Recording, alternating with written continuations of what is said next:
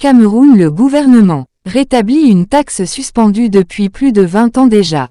Le gouvernement camerounais a réintroduit l'impôt sur le revenu des personnes physiques, IRPP, un impôt suspendu il y a 20 ans.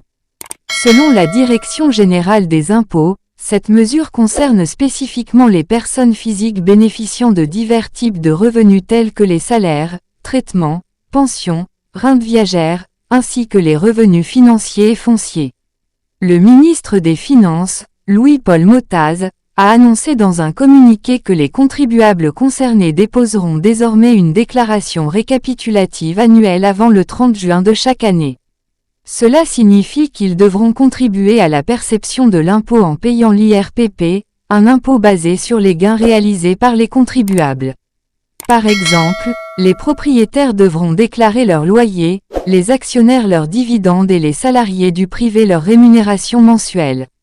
L'État vise également à capter une partie des revenus qui lui échappaient auparavant, en taxant les commerçants, les agriculteurs et autres prestataires de services.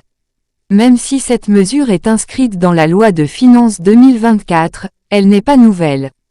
L'IRPP existe au Cameroun depuis 1973, mais a été réformé en 2004 pour le rendre plus moderne et simple.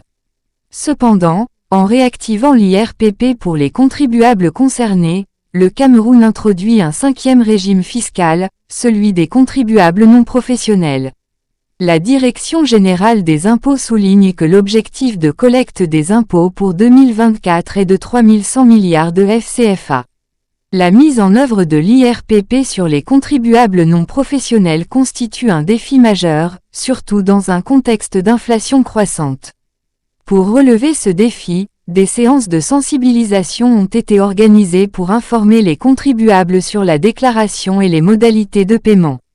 Ce rétablissement de l'IRPP intervient après la suspension d'un autre impôt controversé sur la retenue à la source de l'IRPP sur les avantages en nature, suite aux critiques des syndicats et des employeurs sur son impact sur les salariés.